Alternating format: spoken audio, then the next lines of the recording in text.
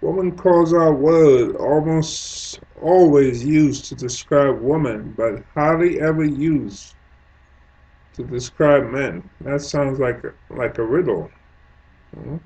After a negative experience at work, a woman discovered that a certain word is only ever used to describe female employees.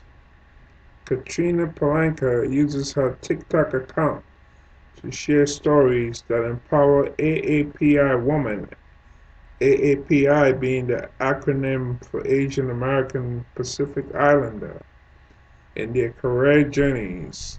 The influencer recounted a time at work when a male coworker labeled her abrasive. After feeling upset about the comment, Palanca did some research of her own on the term. What she learned was enlightening. There's a word that's almost always used to describe women and hardly ever used to describe men, Palanca said. I'm going to tell you about the time I was called that word. It sounds like one of those TV game shows. Okay, let's hear in her own words what that word is. Let's see. There's a word that's almost always used to describe women and hardly ever used to describe men. I'm going to tell you about the time that I was called that word. It was a Monday, and I had someone new on my team starting the following Monday. So I put in all of the requests and followed all of the processes that I needed to follow to get her a PC, her monitors, keyboard, mouse, welcome kit, all of that good stuff. Thursday late afternoon comes around and her workstation is still not set up. So I go into IT again, and this time I'm speaking in a matter-of-fact, straightforward manner. It's the equivalent of not putting exclamation points in an email. I'm explaining again that I need this workstation set up by end of day Friday because I have someone starting on Monday, and I don't want her to walk in to her new job on her first day and not have her stuff ready to go. A couple of hours later, my boss comes to my cube. He grabs a chair, sits down next to me, and says, "Hey, you're not in trouble. I just want you to know that Steve," let's call him Steve, "from IT came into my office and said that you were being abrasive with his team when you were making this request." So I explain my side of the story, tell him what's going on, and he says, "Let me handle it." After that, I went home and I was really upset about this comment. I just didn't want to come off that way, and I didn't intend to come off that way. And I remember crying in my apartment because I was so upset that this had happened, even if I wasn't in trouble. I was so upset, I Googled it, and I found a study by a woman named Kieran Snyder that was conducted in 2014, and she had looked at 250 performance reviews. She found that in 17 of those reviews, the word abrasive was used to describe women, but never used to describe men. Okay, so let me put my 2 cents in. I remember going back, let's see, maybe like 10 years ago, I did some work for an insurance company, and they hired like a bunch of people, like healthcare nurses and so forth. And we had to deal with the IT, and they were out in Florida. And it's like, they were using, I think, like Citrix, Citrix, Citrix system, and so it was kind of really involved. And many times their system used to be down, So if you hired, I don't know about other places, but especially in New York, you hired and you sitting there at the desk, you don't want to look like like you're goofing off, like you're not doing anything. And There was a woman there, a supervisor, and I remember her saying, I want to hear like click click click click, like click click click. I want to hear like you hitting those keyboards and so forth. That's what I want to hear. And it's like this lady was totally oblivious to the fact that the IT, they were based out of Tampa, Florida.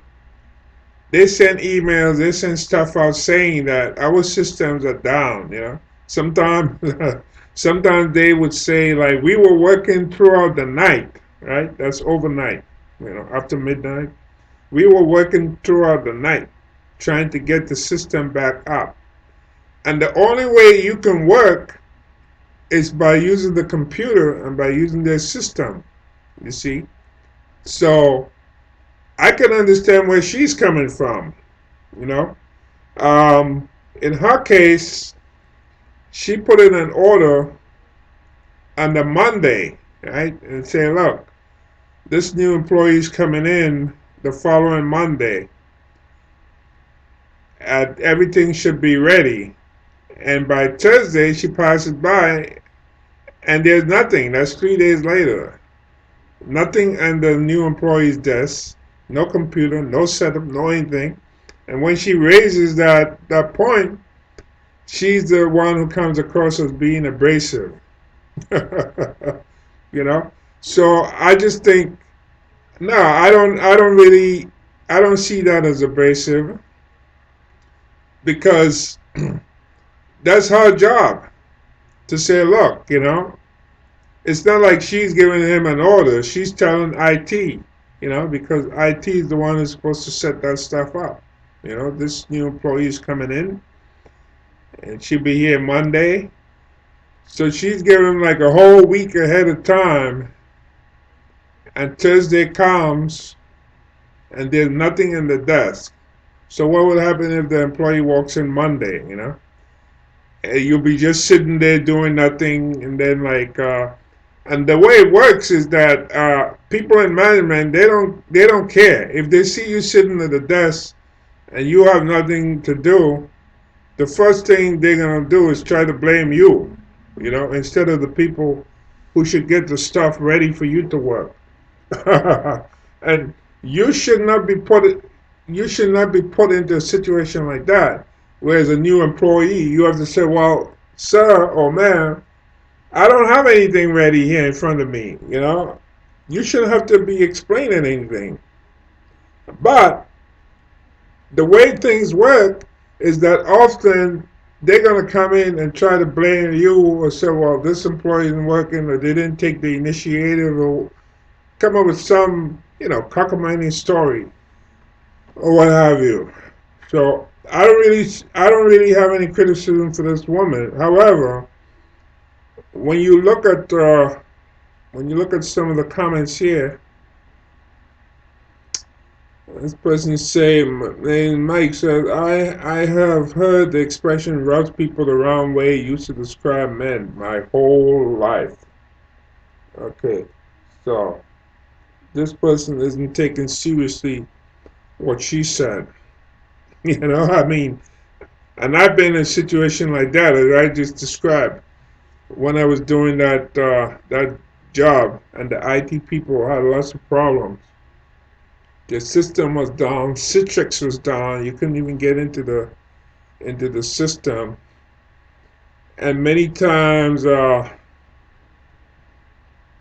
you know, many times, just the day was going by, and unfortunately, where I was sitting, it was like a big space with cubicles. There was no window that I could look out. At least if you're not doing anything, you're not doing any work. At least it's nice to have a window to sit next to that you can look out and see what's going on. I didn't have a window.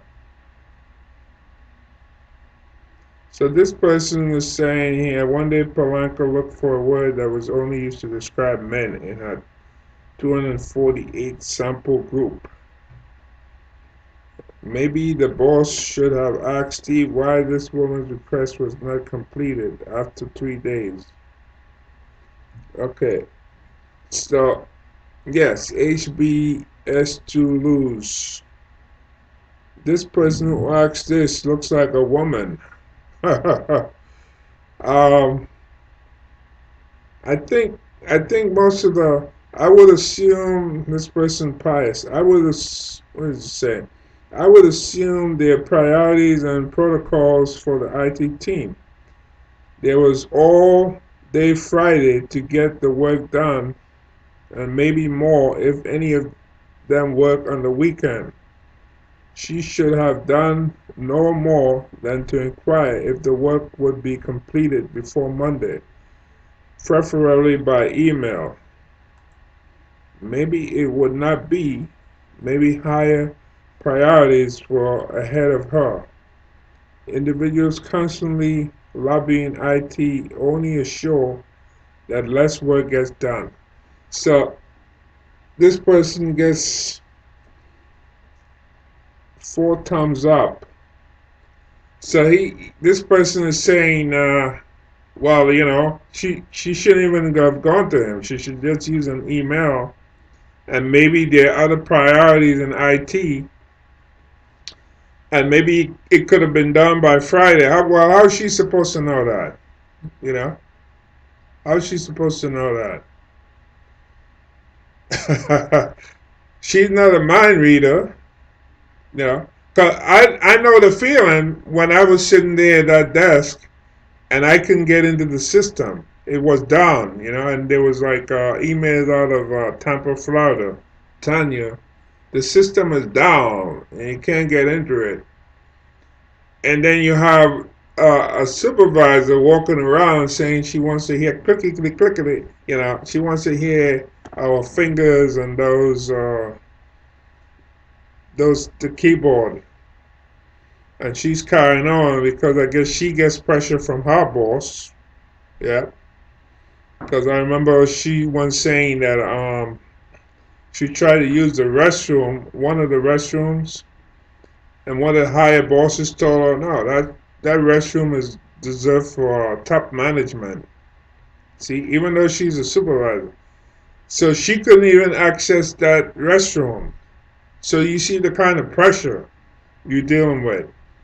And I'm putting that in there because here is a woman who putting pressure on people to get the job done. However, IT is having problem getting the system up. And her boss is putting pressure on her to get the job done. And her boss telling her, you can't use the restroom that we used. You got to use the regular restroom. So this is how things work in corporate America, unfortunately.